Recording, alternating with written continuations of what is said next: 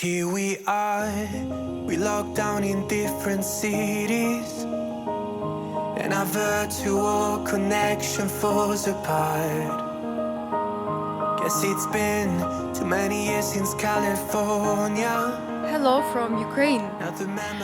Today I will make a video about another exciting city in central Ukraine, and it has very similar pattern to the development of other cities that I've told you about recently.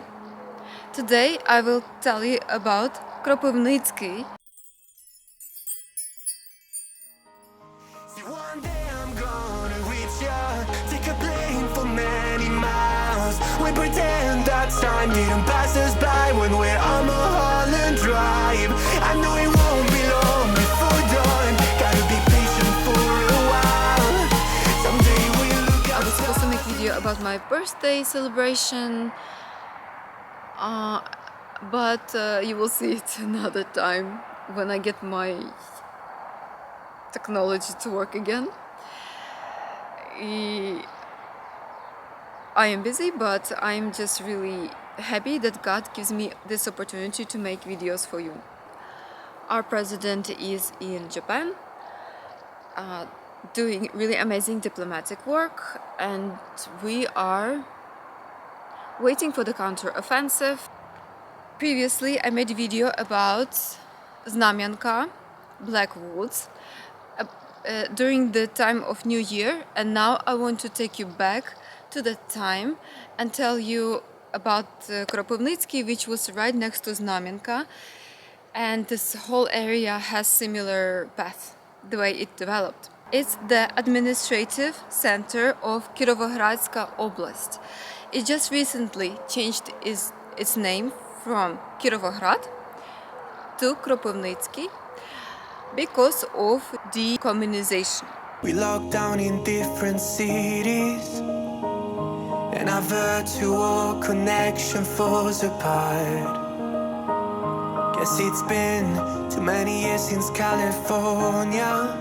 It is industrial and cultural center in central Ukraine, and its population is about 220,000 people. Kropivnitsky is a city located at the shores of a river in Hul. It was created in the middle of 18th century. It's heavily tied to the building of a fortress of Saint Elizabeth, and this city had its golden era in the middle of 19th and the beginning of 20th century. This is when the industry was developing, infrastructure, and the culture was flourishing. And here, first in Ukraine, was opened first Ukrainian professional theater. From 1882, this city became the cradle of Ukrainian drama theater. Famous Ukrainian cultural professionals were working in this theater, including Marko Kropivnitsky, Ivan Karpenko-Karий, Maria Zankovecka. We all know about her. We have a Zankovecka theater in Lviv, and Mykolaiv Sadovsky, and many others. And Ukrainians who are watching this video will know what I'm talking about.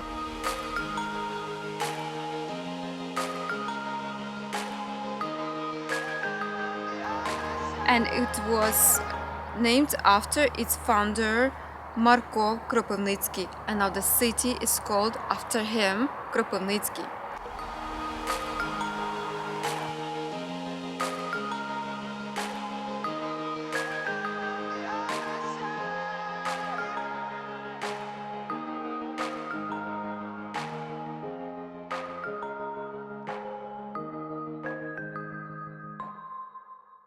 In the first half of 16th century up until 18th century, these lands were owned by Zaporizhzhia Sich, which is conglomerate of Ukrainian Cossacks or Ukrainian warriors.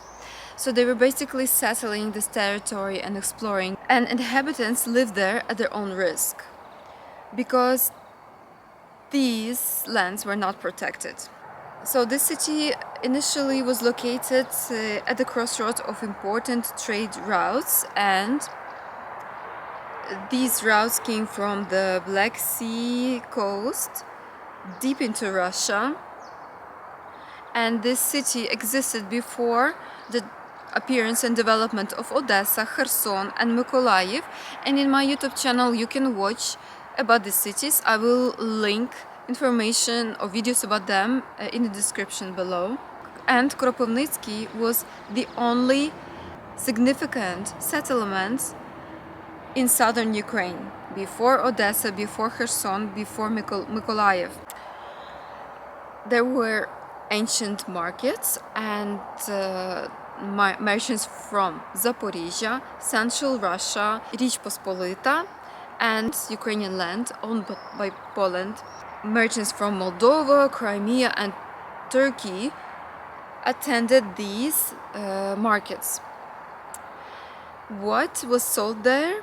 Agricultural products, domesticated animals, woven fabric, wine, and other products. Who exactly lived in the city before?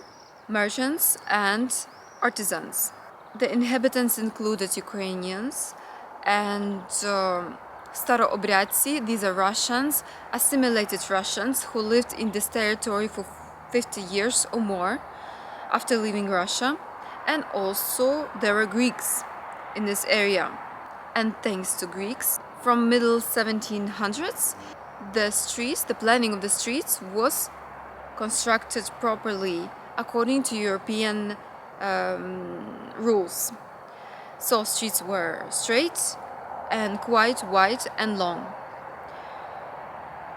And these streets were built along Inhul River and perpendicular to the river. Here we are, we locked down in different cities, and our virtual connection falls apart. My impression of the city is that it's predominated by Russian architecture, so it's colorful bricks, little bit of ornaments, not as much as in Europe, not as much as in Lviv, but it has its own cute charm. And again, seeing the Russian impact and the history that Russia had in this land, and understanding how Russia is bombing Ukraine now, bombing the city that I'm discussing, it just tears up the history and paves a way for us to develop as a unique, independent, separate nation that we are. Since russo-Ukrainian war, full-blown invasion that started over a year ago, this city was bombed quite frequently. The sirens were heard in the city in Kropivnitsky almost every day, and it was bombed often. And actually now there are about 85,000 IDPs or more now. And universities from eastern Ukraine moved to this area. So Kharkiv R&D Institute of Prosthetics, Donetsky Medical University from Kramatorsk, Khersonsky Agrarian University were moved here.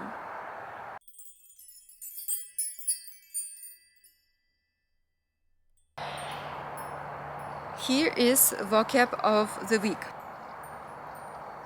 Central, центральное, центральное. City, city. Місто, місто.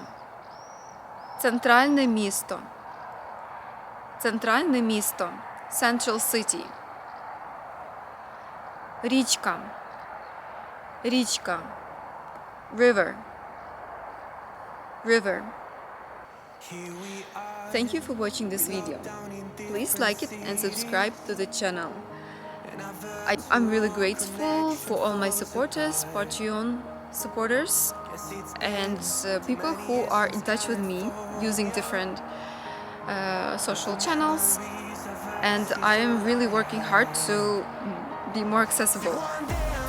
Please let me know if you have been to Central Ukraine and what is your opinion. What cities did you visit?